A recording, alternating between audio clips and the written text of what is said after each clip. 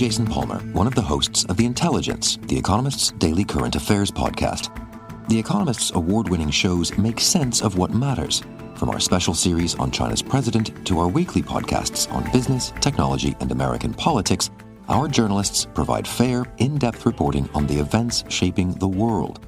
To get the annual plan for less than $2.50 per month, search for Economist Podcasts Plus to start listening today. This is Optimal Finance Daily, episode 2612, The Internal Financial Struggle by Andrea Joy of SavingJoyfully.com. And I'm your host and personal finance enthusiast, Diana Merriam. Now let's get right to today's post and start optimizing your life. The Internal Financial Struggle by Andrea Joy of SavingJoyfully.com. From the first time I received a paycheck at the age of 16, the internal financial struggle has been a tough one. For the majority of my life, I've made the wrong decisions financially. It wasn't until my mid-20s that I started really getting more serious about my finances. Throughout this time, the very best education that I've received on my finances has been through all of my countless mistakes. The internal financial struggles. It's hard to look back some days on the choices that I made when I was younger, but I choose to for a reason. I learn the best in every area of my life when I'm faced with my failures and regret. Poor decisions and the consequences of those decisions can teach an incredible lesson. Through these experiences, I often receive a solid education on what I never want to do again. Life has a way of helping us to learn these lessons and grow if we allow ourselves to accept the truth. I could choose to blame circumstances in my past for my life and financial failures, but I don't. I'm both the one responsible for my past mistakes and the one responsible to build a better future. I've discovered that experiencing failure like I have has been the best way for me to learn. I realize that I'm not perfect and every lesson learned is one I will grow through. Don't get me wrong, I still fear failure, but my relationship with failure has changed a bit. I now have a healthier acceptance for failures and a realization that failure is not an end, but an opportunity for a new beginning. Failures in life that taught me the most.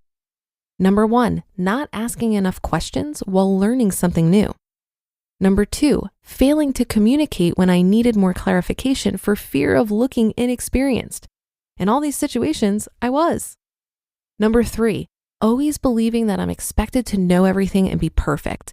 I've come to realize that I'll never be perfect. In many areas of life, there will always be things that I just don't know or understand. It's in these situations that I have opportunities for growth. Poor financial decisions. Number 1, not paying attention to my budget and overspending. Number 2, being dishonest with myself or others about my financial situation. Number 3, ignoring a financial situation until it was out of control.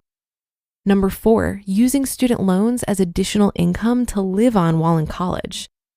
Number 5, treating credit cards as an extension of my income when I needed or wanted to finance anything. Number 6, not tithing. As a Christian, tithing is one of the most important financial decisions you can make. I failed this one often, and I do regret it. God has blessed me immensely and continues to, and I owe him far more than 10% of my income.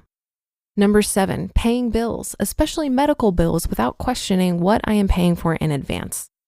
Number 8, doing my own taxes for years when my tax advisor was able to save us more than I ever saved not paying for one. Number 9, not starting a 401k or beginning to plan for retirement at a younger age. This list could go on, especially the list of my financial mistakes. The best part, however, is that each mistake has taught me a valuable lesson. I've learned to focus on the bigger picture with my finances, to consider my financial future, and to seek help from trusted sources.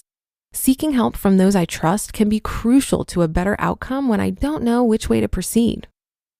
Recognizing potential financial pitfalls. In the last year, I've been blessed to have experienced career growth at my job.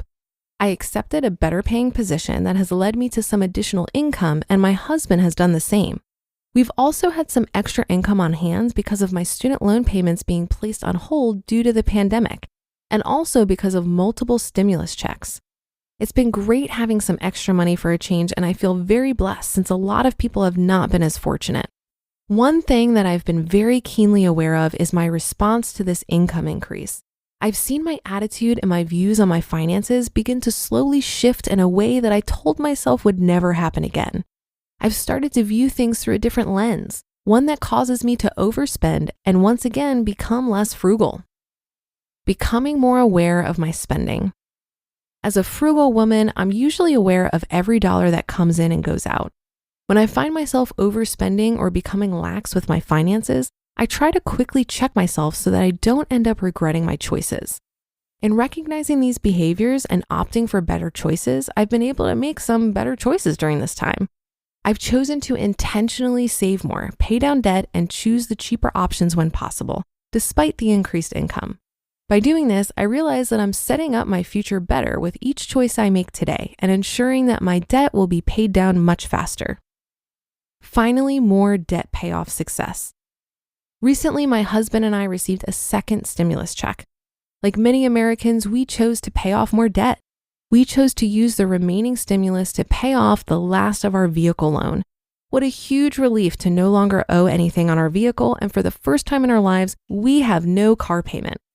Paying our vehicle off freed up an additional $160 a month, which we are putting to better use. We're choosing to use that to fund Roth IRAs and contribute to an account for our daughter. It might be hard sometimes to keep the internal financial struggle in check, but it is possible. If I can keep this internal financial struggle from controlling me, I know that you can also. Remember, your struggles are not the end. If you've made financial mistakes, it's not the end. Remember that every mistake has a lesson to teach, and every lesson learned leaves you wiser than before. Accept the lessons and choose to grow through these experiences. You never know, you might be able to help someone someday prevent the same costly mistakes. You just listened to the post titled The Internal Financial Struggle by Andrea Joy of SavingJoyfully.com. And I'll be right back with my commentary. Have you been using Mint to manage your finances? First, the bad news. Mint is shutting down. And now, good news. There's a better alternative. Our sponsor, Monarch Money. Mint users are turning to Monarch Money and loving it. Maybe you're saving for a down payment, a wedding, a dream vacation, your kid's college. I've found that Monarch makes it so easy to help you reach your financial goals, whatever they are. I definitely wouldn't be able to allocate my finances or plan as clearly without the help from Monarch. In fact, Monarch is the top-rated all-in-one personal finance app. It gives you a comprehensive view of all of your accounts, investments, transactions, and more. Create custom budgets, set goals, and collaborate with your partner. And now get an extended 30-day free trial when you go to monarchmoney.com/OFD.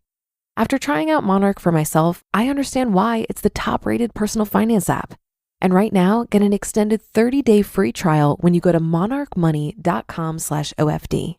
That's monarchmoney.com/OFD for your extended 30-day free trial.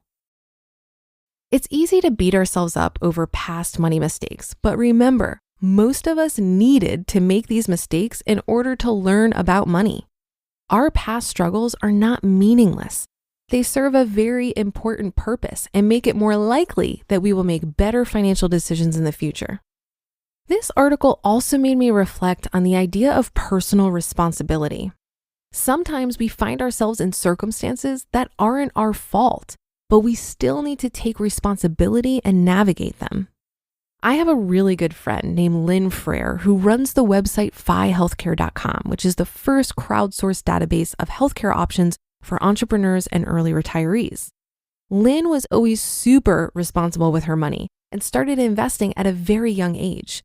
But then in her late 20s, she was diagnosed with a brain tumor, and the resulting surgery, rehab, learning to walk again, etc., completely wiped her out financially. She lost everything. And by the way, she had health insurance, but this happened in the days before out-of-pocket maximums. Now, obviously, this horrible situation wasn't Lynn's fault. But when she talks about how she rebuilt her wealth over the next 10 years and created a work-optional lifestyle before 40 years old, I'm so blown away by her degree of personal responsibility. There's so much in life that's beyond our control. But if we can remember that we always have control and how we respond to what life throws at us, we'll be in a much better position to navigate our circumstances. And that will do it for today. Have a great day and start to your week. Thank you for listening, and I'll be back here reading to you tomorrow, where your optimal life awaits.